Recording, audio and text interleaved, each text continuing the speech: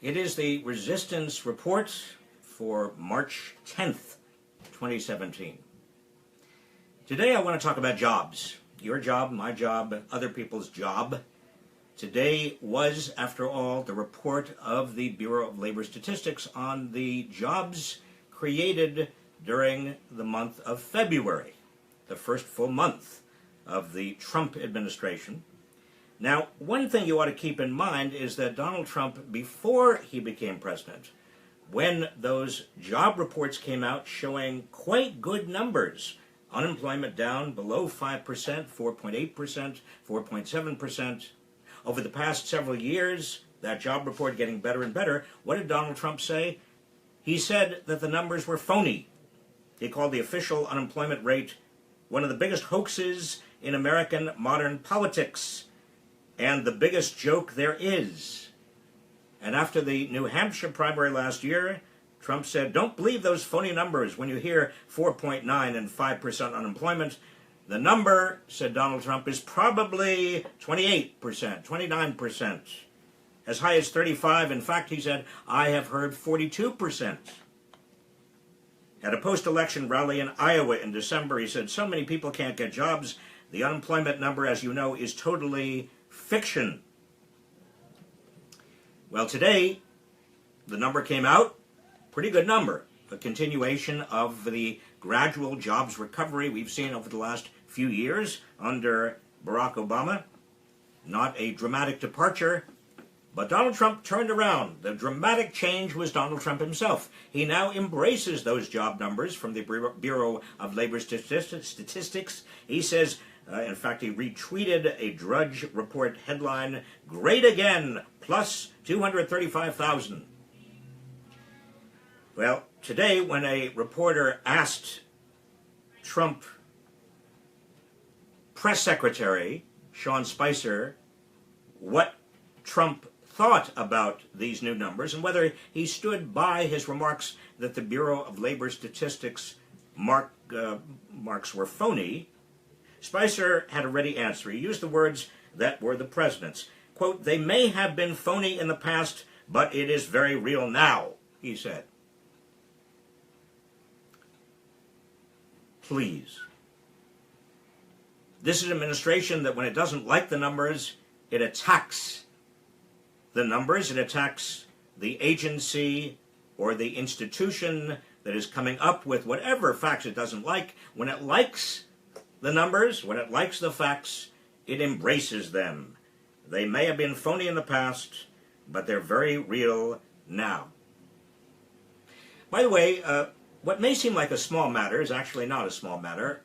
Spicer announced the job numbers, and he took to Twitter 22 minutes after the Bureau of Labor Statistics released the February jobs report.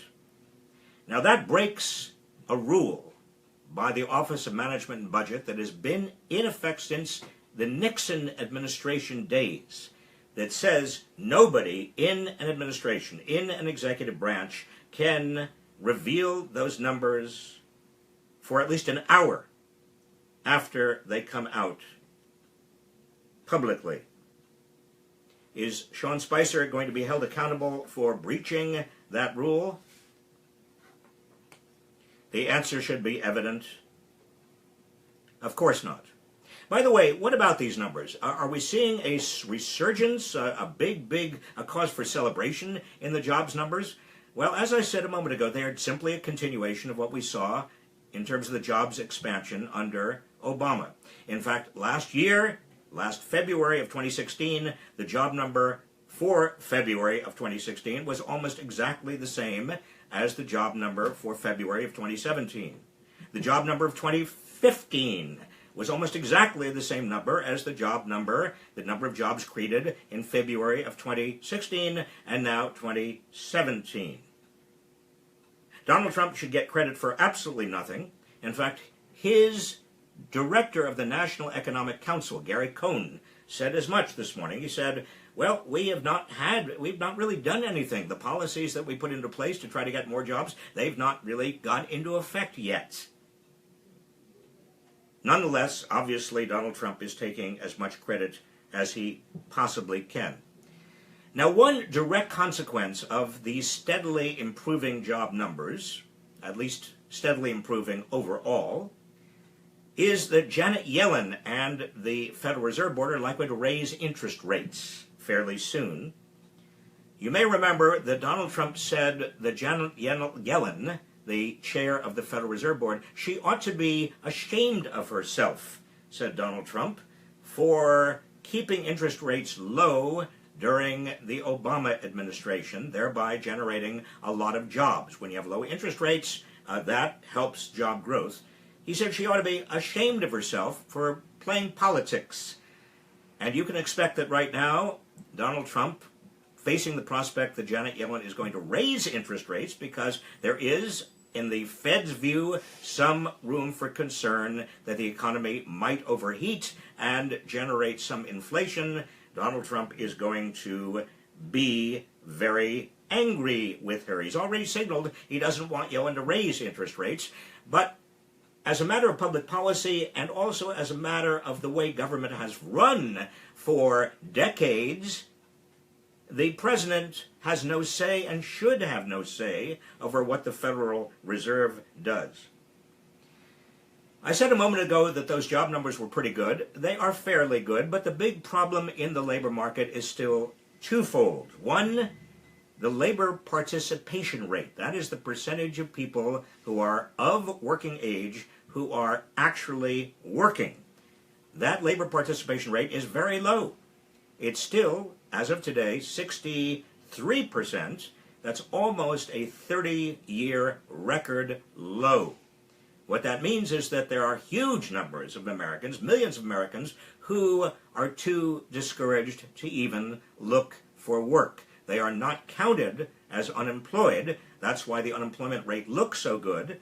But they are too discouraged to look for work, and so they are out of the labor force. That is a huge problem. Many of them, most of them, are men. And what are they doing? It's not clear. Many of them are in rural areas of the country. Many of them have only a high school education. Many of them voted for Donald Trump. They are still doing badly. The other related problem has to do with wages. Now, the report today said that average wages are going up. Yes, but the median wage. Now, I want you to concentrate on the difference between the average wage and the median wage. The average reflects people at the top and people at the bottom. The basketball player Shaquille O'Neal and I have an average height of 6'2". Do you get my point? People at the top bring up the average. That's why you want to look at the median. Half above, half below. The median tells you much more about where wages are, and median wages are still stuck in the mud by every indication and every indicator we have. The economy keeps growing, but where do most of the economic gains go? They're not going to the middle class. They're not going to the working class. They're not going to the poor. They're going to people at the top. That's what we've seen growing for the last 35 years. As the economy has grown, as wages have been flat for median workers, for the people right smack in the middle, most of the gains from the economy have gone to the top.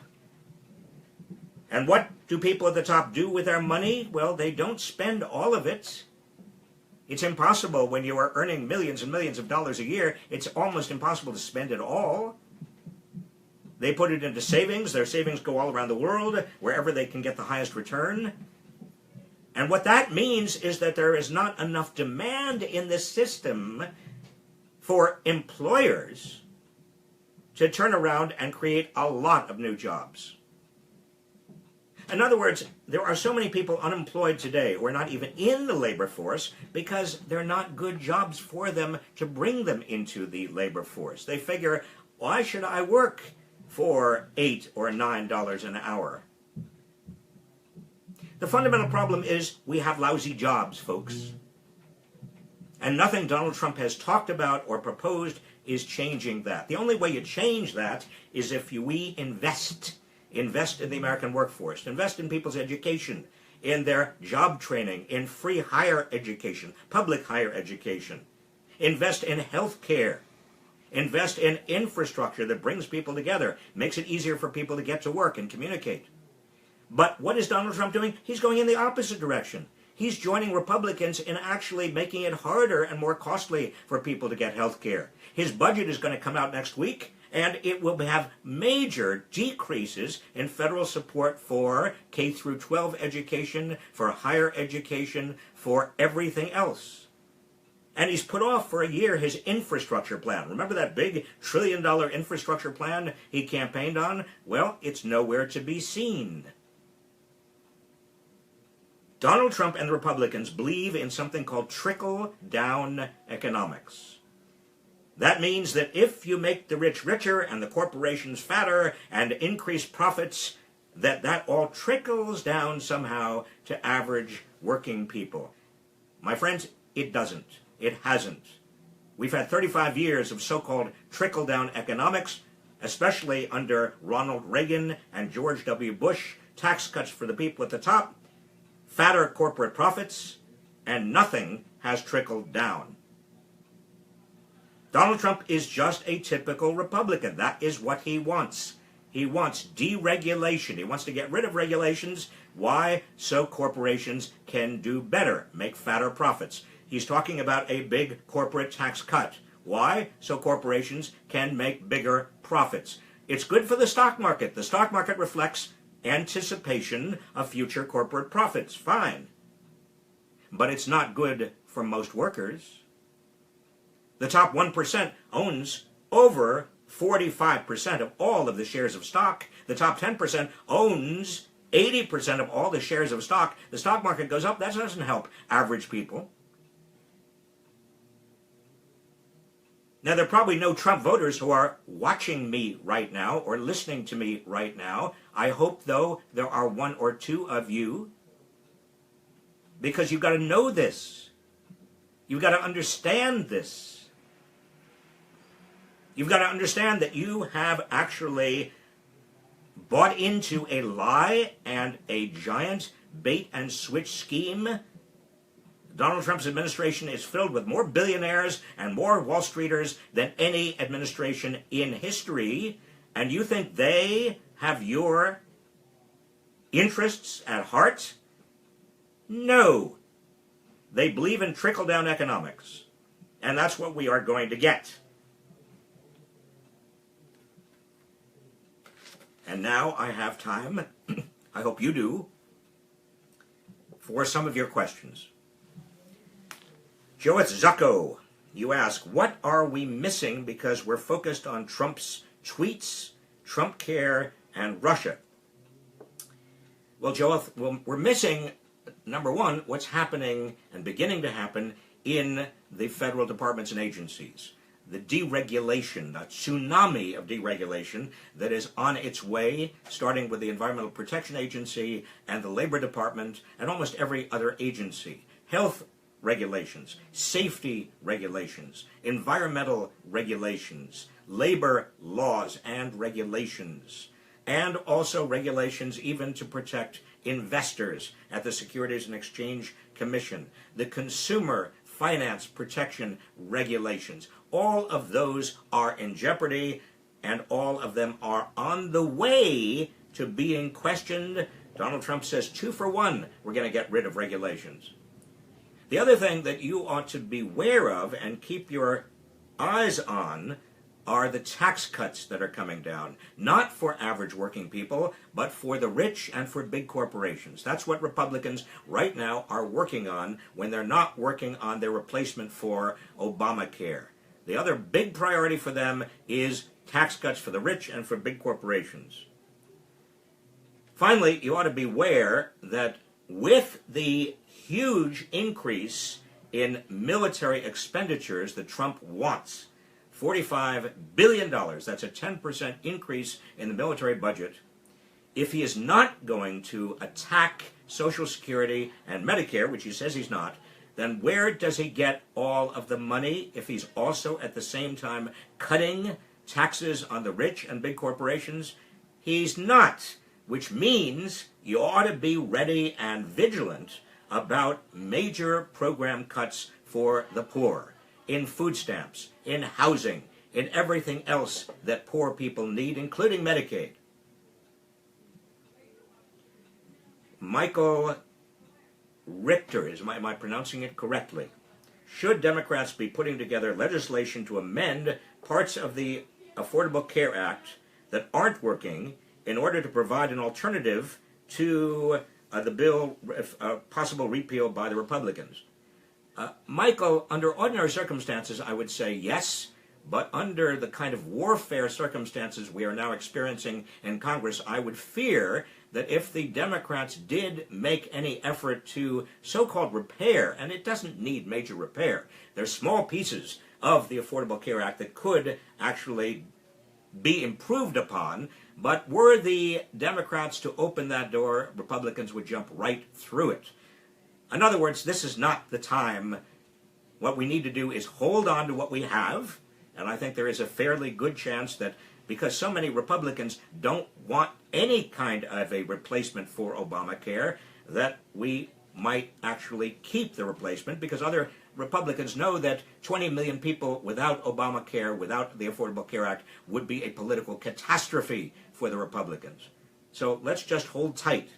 Eventually, we need, as I've made very, very clear, a single-payer system. Eventually, we will get that.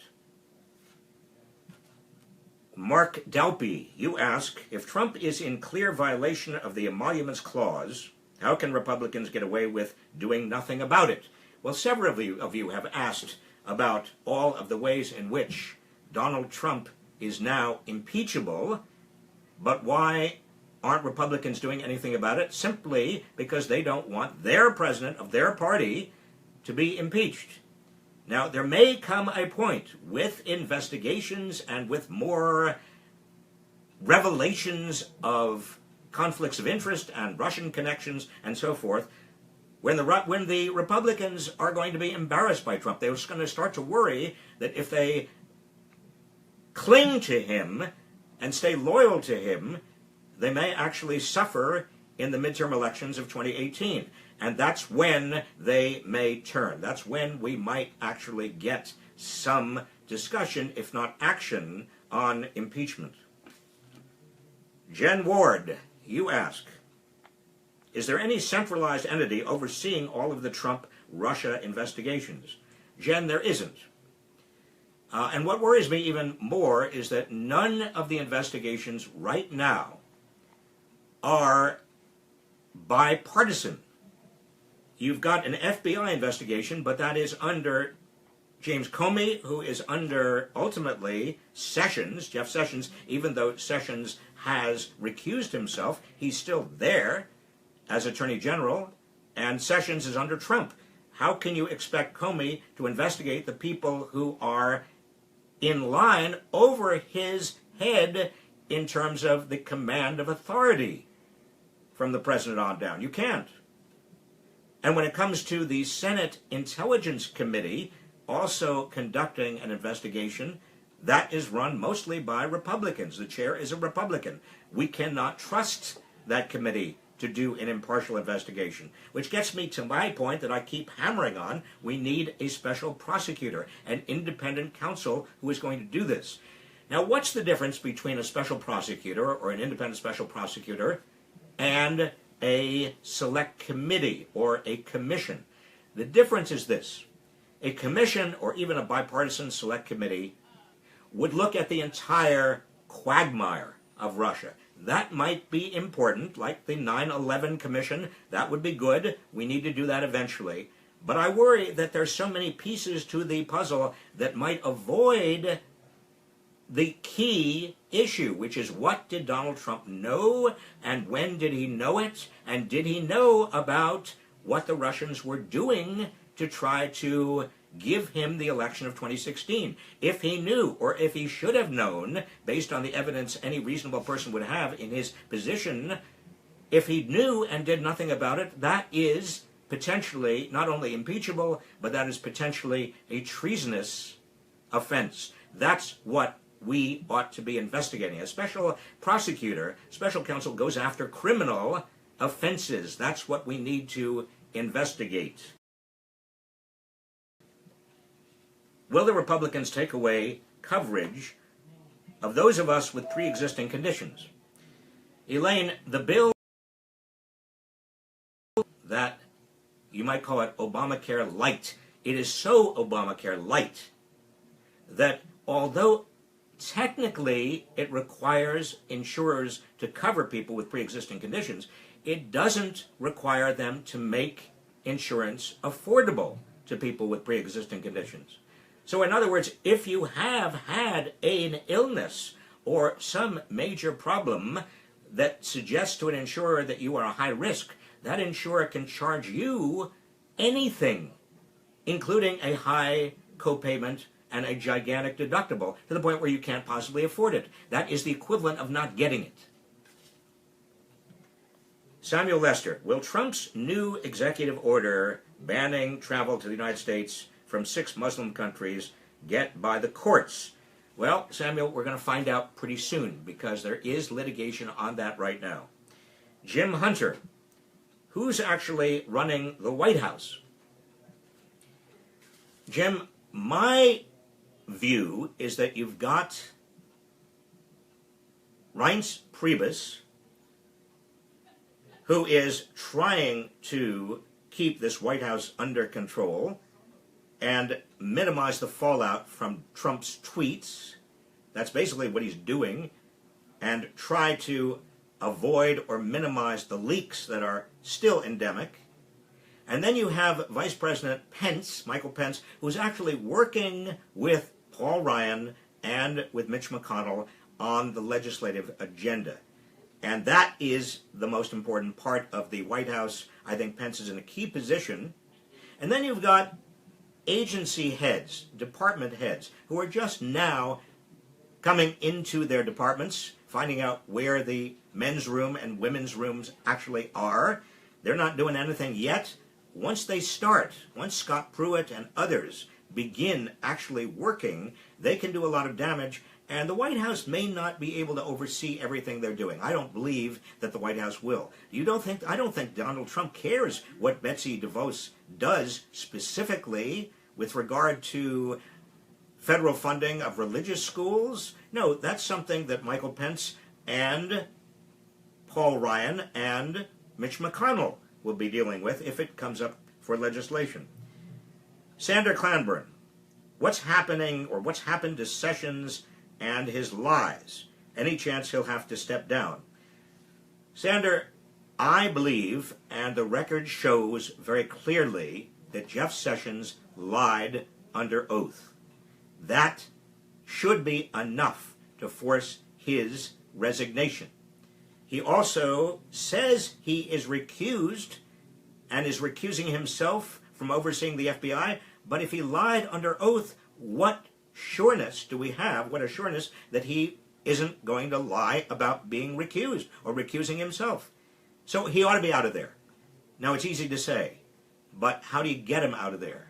Republicans, remember, have a majority in both the House and the Senate. They have a majority on the Judiciary Committee that, under law, ought to be pursuing Sessions or anybody who lies under oath. The Justice Department ought to be pursuing anybody who lies under oath, but Jeff Sessions is the Attorney General of the Justice Department. Do you get my drift? The only way Jeff Sessions is held accountable is if the Democrats get into the majority in at least one House. And that happens, hopefully, in 2018, and a lot of that depends on you. It depends on you being mobilized and energized and organized to make that happen. Sheila Bernstein, what happened to Trump's tweets?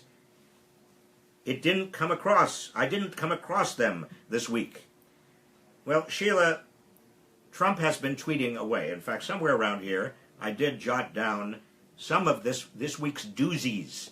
Just for example, on Monday, he tweeted, "Thank you to ExxonMobil for a $20 billion investment that's creating more than 45,000 manufacturing and construction jobs in the USA. He tweeted a total of 5 times about Exxon this week, and he shared a video in which he thanked the company. This is absolute rubbish. Rubbish. Plans for ExxonMobil's investment actually began in 2013. Trump had nothing to do with them. On Tuesday, Trump claimed via Twitter that former President Obama released 122 prisoners from Guantanamo Bay, Gitmo, who have returned, said Trump, to the battlefield. Rubbish. Now, there is some news coverage suggesting that 122 former Gitmo prisoners have been re-engaged in some terrorist activity in the Middle East, but only 9 of that 122, those 122, were released by Obama. Do you understand? Distortion. Distortion after distortion. One more I have to give you. Tuesday, March 7th, Trump tweeted that Obamacare, quote, is a complete and total disaster. It's imploding fast. And then he followed up 1 hour later, promising to remove state lines in healthcare rollouts. That is, state insurance that is only now allowed to sell within a state. Well, that whole business is a complete fabrication. First of all, Obamacare, the Affordable Care Act, is not in meltdown. Small reforms can save it. One of the big problems with it is that, as I've already suggested to you, big insurance companies are merging like mad, and they have a lot of market power, and they are dropping out of the exchanges because they want more money. And as far as selling insurance across state lines, which I think would be a good idea, there is nothing in the Republicans' new substitute that provides for that. Nothing.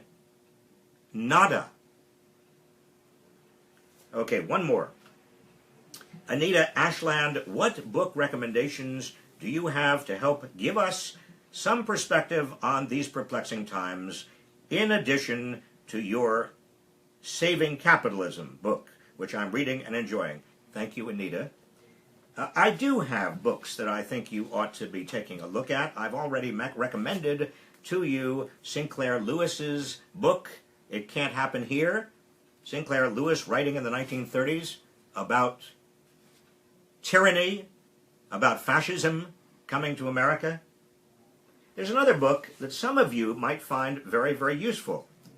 This is a book written a number of years ago by Barrington Moore, Jr., a political scientist, an extraordinarily deft theoretician and very thoughtful scholar and historian, called The Social Origins of Dictatorship and Democracy. It's a heavy read, but put it on your list. I want to just recommend one more to you. And this is a book I've just read by Luke Mayville. It's a new book. It's called John Adams and the Fear of American Oligarchy. Just came out from Princeton University Press. It talks about what John Adams, the second president of the United States, what he thought about the dangers of America turning into an oligarchy. Fascinating, important read. You need to be well informed. You need to keep track of the facts. You need to keep track of the truth. You need to be organized and mobilized. You need to be part of the resistance. If you're not part of the resistance, you are collaborating indirectly with Trump. I want you to have a good weekend. Get some sleep, relax, have some fun, and be prepared to get back into the resistance next Monday, or maybe take part of the weekend and be in the resistance as well. And I'll see you Monday.